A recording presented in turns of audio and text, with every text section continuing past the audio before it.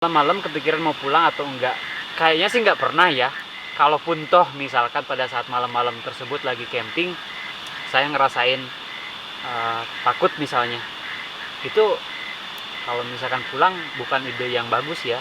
Kalau ditanya bosen atau enggak, pernah ngalamin bosen. Apalagi saya udah melakukan ini udah hampir 1 tahun ya, sekitar 8 sampai 9 bulan sih kayaknya. Melakukan rutin kayak gini.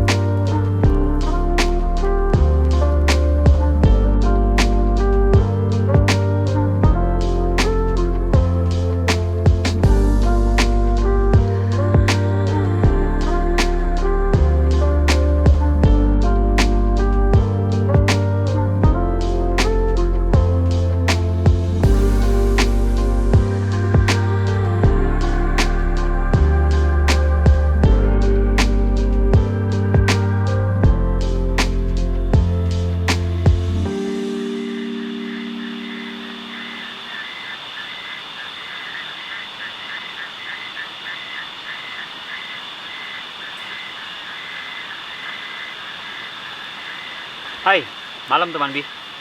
Ini saya lagi di tempat camping ya. Dan tempat campingnya itu cukup spesial sih. Ini tuh sebenarnya di kebun teh. Cuman kebun tehnya itu cuma apa ya? Si kebun tehnya itu dikelilingi sama hutan. Jadi ini cuma tengah-tengah tok gitu kebun tehnya. Dan kelilingi hutan. Jadi ini cukup terpencil dan sangat-sangat jauh dari pemukiman tentunya. Di sini kalian tidak akan mendengar suara motor atau suara kendaraan lah dari jalan raya. Kalau biasanya kadang walaupun lagi di tengah hutan, kalau di tempatnya yang agak tinggi biasanya kan suara dari pemukiman, entah itu suara kendaraan ataupun suara misalkan dari masjid kayak gitu, suara toa dari masjid biasanya masih suka kedengeran. Nah kalau sekarang itu bener-bener nggak kedengeran sama sekali karena dekat sungai juga, jadi mungkin suaranya kalah sama suara sungai gitu ceritanya. Sekarang tuh mau ngapain ya? Jadi kemarin tuh saya ngajuin pertanyaan di Instagram ya kepada follower saya. Ya maksudnya biar ya sekali-kali pada saat lagi camping kayak gini tuh ada kegiatan gitu, nggak cuman bikin api unggun. Sekarang juga bikin api unggun sih. Dan ini kayu bakarnya tuh lumayan awet ya. Jadi dia tuh nggak terlalu kering. Nah, jadi enaknya kalau misalkan kayu yang nggak terlalu kering itu, dia tuh pada saat dibakar tuh cukup awet. Jadi nggak boros. Udahlah basa-basinya ya. Kita langsung aja ke bacain beberapa pertanyaan di Instagram. Tapi biar nggak kebablasan, karena kalau misalkan dibacain semuanya kayaknya waktunya bakal panjang banget. Nah, biar nggak kebablasan, saya akan coba pasang timer di sini maksimal. Ini maksimal ya 20 menit. Jadi kalau misalkan nanti udah nyala alarmnya, kita stop ya. Oke, kita mulai 1959. Kita mulai dari pertanyaan pertama dari Risa Fitriani. Pernah kepikiran nggak pas malam terus mau pulang? Ini yang dimaksud mungkin pada saat lagi camping ya. Karena pertanyaannya kemarin kan tentang camping atau hiking. Di sini akan saya coba jawab, saya asumsikan aja lagi camping. Malam-malam kepikiran mau pulang atau enggak? Kayaknya sih nggak pernah ya. Kalaupun toh misalkan pada saat malam-malam tersebut lagi camping, saya ngerasain takut misalnya.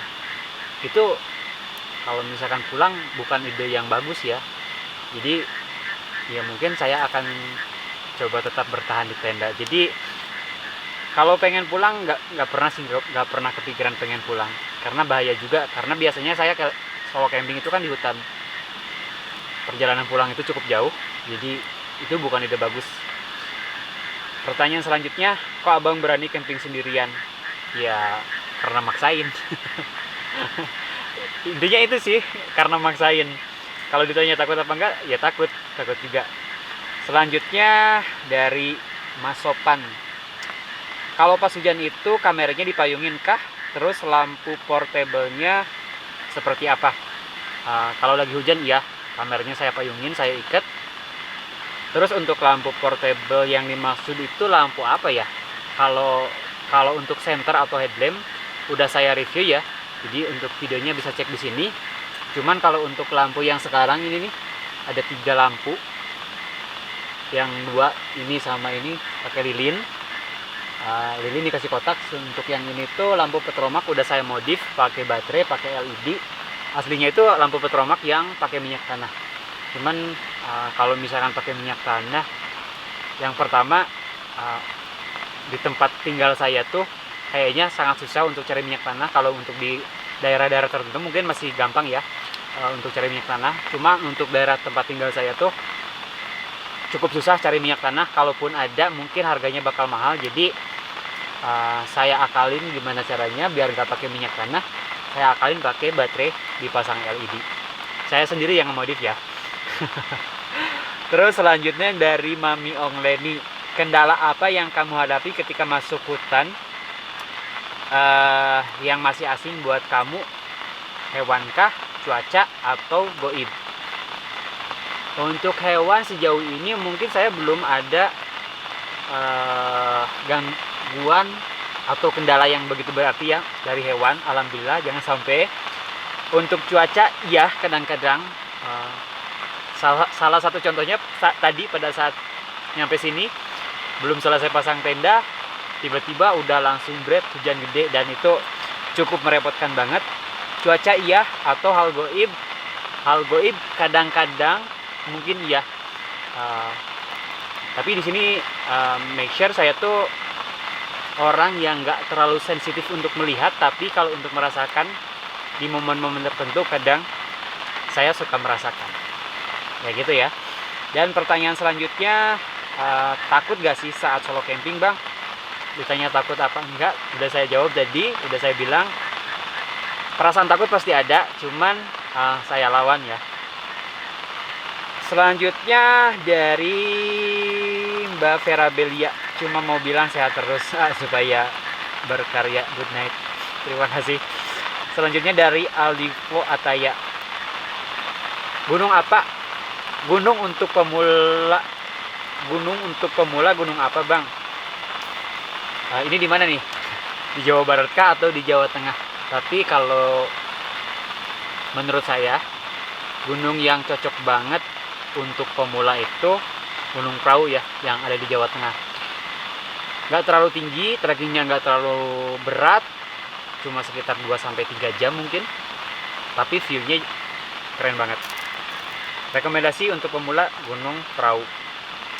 Pernah bosen nggak hampir tiap minggu camping?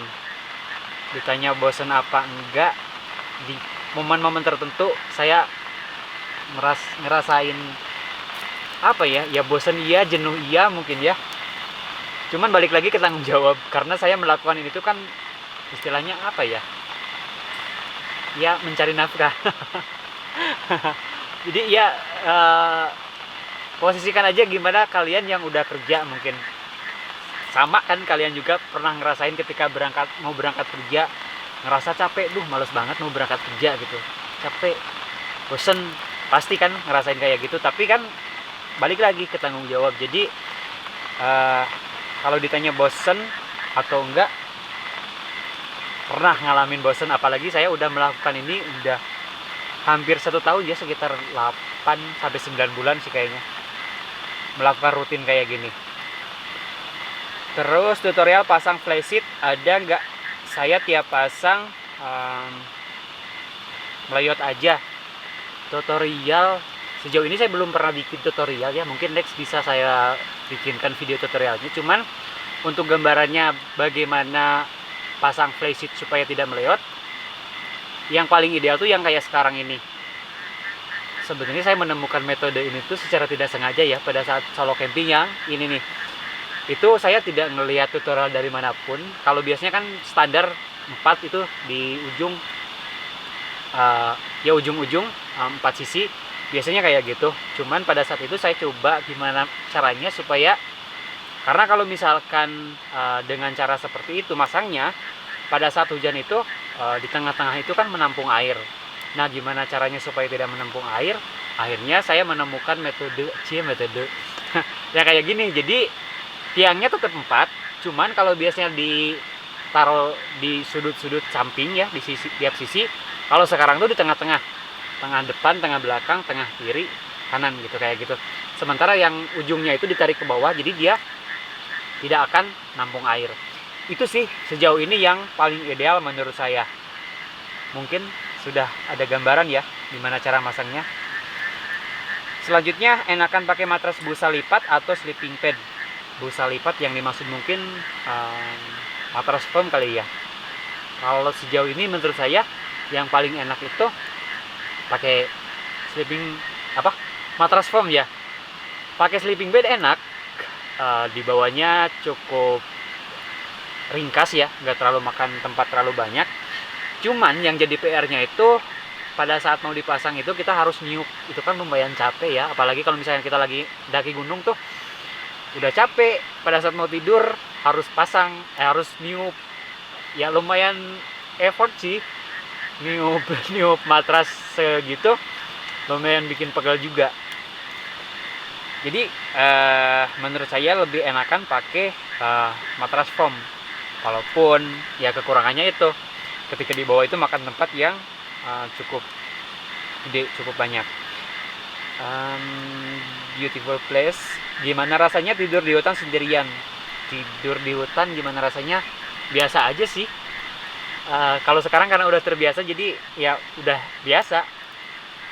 Walaupun ya kalau saya sih memang ketika tidur di hutan atau tidur di rumah pasti beda ya. Entah itu lagi camping atau lagi hiking.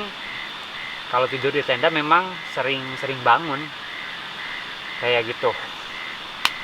Ini dari Ridwan, saya coba translate ya karena dia komennya pakai bahasa Sunda. Kalau camping, kalau malam suka dingin. Sejauh ini karena saya selalu solo campingnya itu kan di hutan, masih di daerah Bandung ya. Untuk hutan di daerah Bandung menurut saya nggak terlalu dingin. Kalau cuacanya normal ya, kecuali pada saat cuaca lagi dingin ya kadang suka dingin juga ya. Cuman kalau lagi normal kayak gini nggak terlalu dingin, malah biasanya lebih dingin pada saat lagi hiking. Misalkan lagi naik gunung tuh, lagi ngecamp, lagi campingnya, ya lagi di campsite-nya itu malah lebih dingin itu. Terus air hujan yang dimasak dulu boleh diminum nggak, Kang? Saya sering melakukan itu. Bahkan tadi pun saya melakukannya karena walaupun di sini dekat sungai, tadi belum sempat ngambil air buat masak, keburu hujan dan airnya keburu keruh. Jadi air yang buat dimasak, buat masak nasi tadi nampung dari air hujan. Menurut saya boleh-boleh aja sih, karena apalagi di hutan ya, mungkin udaranya masih bersih, udara di sekitar sini masih bersih. Kecuali kalau di kota kan udah banyak polusi, mungkin tidak terlalu direkomendasikan kalau lagi di kota. Kalau di hutan kayak gini mungkin, ini pendapat saya ya, masih bersih. Pernah nggak pas udah sampai di tempat camping terus hatinya gelisah pengen banget pulang? Pernah banget. Beberapa kali ngalamin kayak gitu, gelisah, gak enak, tapi nggak sampai pulang sih. Terus lagi lanjutnya dari mau nanya cuman nggak cukup semua kalau ditulis di sini, nanya dikit gak jelas. Ini nggak pertanyaan. Selanjutnya dari Yati _ ini teman saya ya, teman saya sejak lama, teman ngebolang dari zaman dulu banget. Bagaimana caranya menghilangkan rasa keeng saat camping? Bercoba berpikir positif. Jadi ya saya sering ngalamin kayak gitu ketika lagi malam-malam atau bahkan masih siang pun, tiba-tiba ngerasa auranya kok beda gitu. Tapi ya untuk mengatasinya yaitu saya berusaha untuk berpikir positif, mengalihkan rasa takut itu. Walaupun kadang-kadang ada yang berhasil, kadang-kadang ada yang nggak berhasil. Itu intinya sih,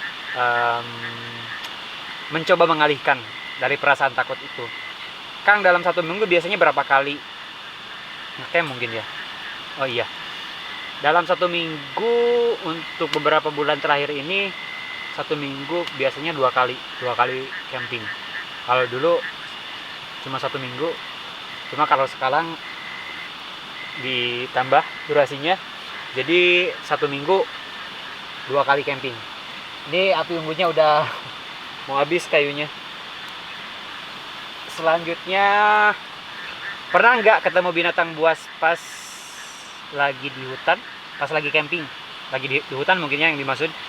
Binatang buas yang dimaksud di sini mungkin kayak semacam kucing hutan mungkin ya. Sejauh ini alhamdulillah nggak pernah ketemu dan jangan sampai. Paling ya kalau kayak ular kayak gitu sering sih ketemu. Ya paling yang paling agak itu ya ular doang sih. Kalau ular, ulet kayak gitu mah ya biasa. Terus selanjutnya dari Mas Ian. Sebelumnya apa yang dirasakan saat ingin mencoba solo camping yang pertama kali? Saat ingin mencoba, berarti ini belum ya, ini belum berangkat camping. Yang perasaan takut ada pasti. Duh, gimana nih, berani nggak ya gitu.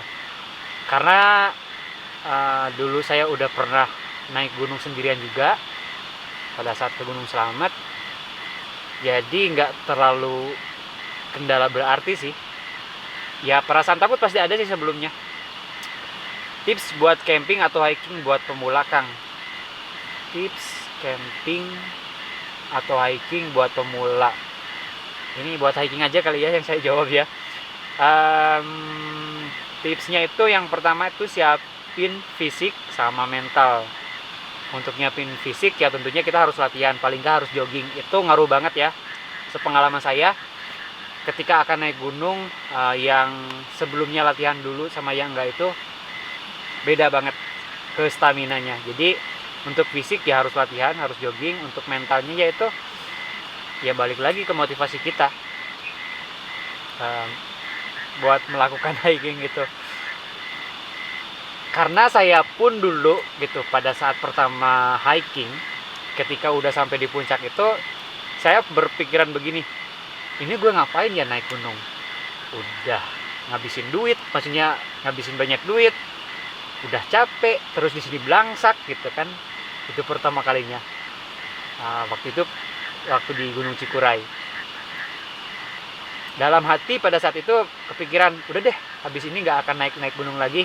Tapi setelah turun 1 minggu kemudian ternyata pengen lagi. Jadi kayak gitu sih. Jadi pada saat pertama kali naik gunung itu, setelahnya tuh cuma ada 2 kemungkinan. Yang pertama kapok, yang kedua ketagihan. Kalau saya yang termasuk ketagihan. Kapan ke puncak Tas Angin, Puncak 29, Gunung Muria, Kang? Doakan saja semoga ada rezekinya biar bisa berangkat secepatnya. Kalau nanya tentang hal lain boleh nggak? Yang perlu dibawa apa aja sih, Kak? Ini kan pertanyaannya lagi solo camping atau lagi hiking. Ini kurang jelas ya, kurang spesifik pertanyaannya. Kalau jawab dulu ya. Yang perlu dibawa ya kita harus bawa perlengkapan se-safety mungkin. Segala sesuatunya harus dipersiapkan se-safety mungkin biar meminimalisir hal-hal yang tidak diinginkan. Itu aja. Kalau mendirikan tenda apa aja ya, Kang, yang harus dihindari supaya tetap aman dan nyaman? Yang pertama itu yang harus dihindari itu kita harus lihat di sekitar situ tuh apakah ada pohon yang sekiranya udah udah lapuk kayak gitu. Jadi kita harus lihat-lihat dulu apakah ada pohon yang nantinya dikhawatirkan pada saat kita lagi camping di sana pohon tersebut tumbang atau rantingnya yang jatuh. Itu yang pertama dari pohon mungkin. Yang kedua itu lihat daerah sana tuh aliran air atau tidak gitu. Jadi ya mungkin teman-teman bisa bedain dari kontur tanahnya pun kita udah bisa ngelihat tanah tersebut aliran air atau tidak. Hindarilah kita mendirikan tenda di tempat aliran air, karena jika sewaktu-waktu hujan tenda kita bisa tersapu oleh air tersebut. Oke, pernah nggak injured waktu hiking? Ini dari kakak Yati. Kayaknya kakak Yati ini dari Malaysia ya. Injured itu maksudnya apa ya? Cedera, mungkin kecelakaan ya yang dimaksud. Alhamdulillah sejauh ini saya belum pernah terjadi seperti itu, dan jangan sampai. Ini masih dari Kak Yati juga. Kalau lagi di puncak mau ke tandas gimana ya? Tandas itu apa ya? Tandas itu mungkin saya nangkepnya kebelet buang air ya. Pengen BAB mungkin ya, pengen pup. Saya ini termasuk orang yang istilahnya pendaki nyisingan ya. Jadi entah mau naik gunung kemana atau mau camping di mana, saya pasti selalu melakukan aktivitas itu. Jadi biasanya ya kita cari tempat yang semak-semak yang bukan di tempat tenda tentunya. Terus biasanya muncul pertanyaan untuk bersihnya gimana. Biasanya ada dua pilihan. Kita bawa tisu basah sama tisu kering, bukan dua pilihan ya. Biasanya dua barang itu tuh saya bawa ya. Kalau memang misalkan kita naik gunung yang diperbolehkan membawa tisu basah, karena ada beberapa gunung yang dilarang membawa tisu basah. Jadi ngebersihinnya pakai tisu basah sama tisu kering. Terus gimana kalau misalkan seumpama di gunung tersebut tidak diperbolehkan membawa tisu basah? Ya mau gak mau kan pakai tisu kering yang dibasahin kayak gitu. Sama-sama bersih kok. Semoga bisa menjawab ya dari Kak Yati. Terus selanjutnya, Bang, pas bikin konten pakai berapa kamera? Pakai kamera HP juga enggak? Untuk sekarang ini saya pakai satu kamera. Dulu di awal-awal itu saya pakai dua kamera, karena tujuannya tuh dulu tuh biar dalam satu momen itu bisa nangkap dua gambar gitu. Cuman kendalanya pada saat proses editing, karena ya kita harus mensinkronkan audio dari dua file yang berbeda, dari dua kamera yang berbeda. Itu cukup meribetkan banget. Jadi untuk sekarang saya syutingnya itu cuma pakai satu kamera aja. Memang sih resikonya itu ya ribet pada saat proses syutingnya, tapi memudahkan kita pada saat proses editing. Jadi ya menurut saya lebih nyaman yang ini sih, lebih nyaman pakai yang satu kamera aja. Pernah pakai kamera HP juga ya, kadang-kadang dulu waktu si kabel charger kamera ini patah, sebagai backupnya saya pakai handphone. Untuk selanjutnya daripada kontennya stuck berhenti gitu kan, ya udah lanjut pakai handphone aja. Selanjutnya dari Kak Zini, kalau untuk anak SD campnya bisa diisi kegiatan apa aja Kak? Ini tuh Kak Zini itu dia itu ya guru pembimbing di sekolahan. Jadi saya asumsikan ini campingnya itu di campsite. Udah 19 menit udah mau habis ya, padahal pertanyaan masih banyak. Kalau untuk anak SD mungkin bisa diisi dengan karena biasanya anak kecil tuh senang banget. Udah 20 menit nih, gimana nih, lanjut nggak ya? 10 menit aja lagi deh. Kalau untuk anak SD biasanya anak-anak kecil tuh senang banget dengan air, main air. Jadi kalau misalkan mau camping, pilihlah campsite yang ada aliran airnya. Tentunya yang kalau mau main air harus diawasi juga ya sama kakak pembimbingnya, dipastikan biar tidak terjadi apa-apa. Pertama mungkin bisa main air di sungai, terus yang kedua bikin api unggun kayak sekarang, atau apa ya, mencoba hiking kecil-kecilan, mungkin diajak ya mendaki bukit, atau apa ya, diajak masak kali ya. Mungkin itu bisa dicoba. Kang, cara mod center biar awet gimana? Gimana ya? Saya nggak punya caranya gimana caranya biar center awet. Kalau pengen awet ya nggak usah dipakai.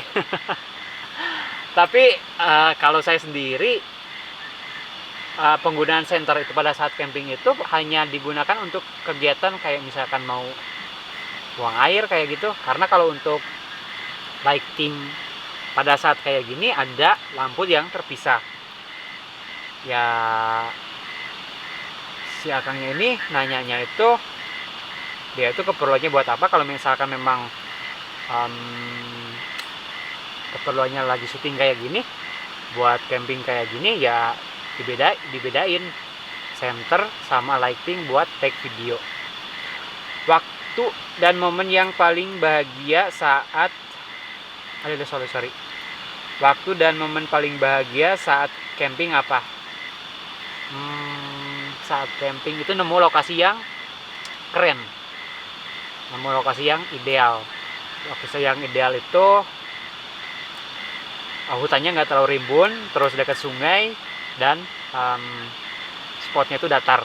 Itu yang paling ideal menurut saya, karena saya sendiri cukup kesusahan ya menemukan lokasi yang kayak gitu, karena kontur di hutan yang daerah Bandung menurut saya sejauh ini konturnya itu miring-miring. Jadi saya itu cukup kesulitan, cukup susah untuk menemukan lokasi yang datar untuk mendirikan tenda. Makanya kenapa sekarang saya lebih memilih pakai flysheet, karena kalau pakai flysheet lebih mudah aja kan, kita nggak perlu tanah datar, di tanah miring pun kita jadi kayak gitu ya. Ini masih banyak nih, bingung saya. 2 pertanyaan aja lagi kali ya.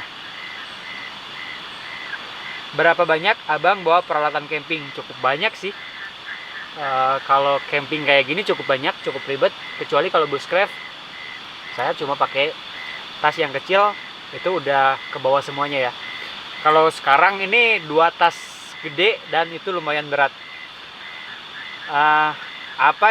Apa yang Bang Boding lakukan untuk mengusir kebosanan dan rasa sepi ketika solo hiking? Apa ya? Untuk mengusir rasa kebosanan, karena kayaknya semuanya diisi dengan aktivitas ya, di jalan diisi sambil take video. Begitupun pada saat sampai sudah camp, dan ketika sudah malam kita udah capek, jadi langsung tidur. Jadi nggak ada sih, karena semuanya sudah terisi, jadi nggak ada lagi untuk apa yang mau diisi gitu. Gimana nih jawabnya? Aneh. Satu aja kali ya, satu aja lagi. Hambatan terbesar yang pernah dilalui saat camping atau hiking. Hambatan terbesar itu cuaca, kayak gitu, dan menemukan lokasi.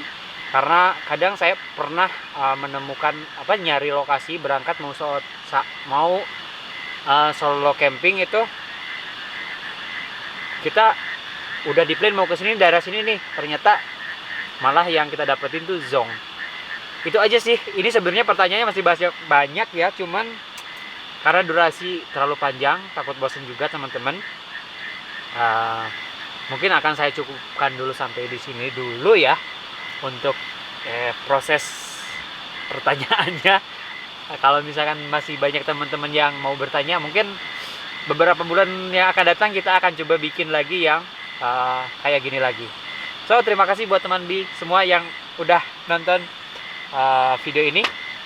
Semoga bisa ngejawab rasa penasaran teman-teman. Sorry kalau ngejawabnya agak belibet dan berantakan, karena nggak di script, nggak disiapin sama sekali. Segitu aja ya. Terima kasih buat teman-teman. Sampai jumpa di next video. Dah.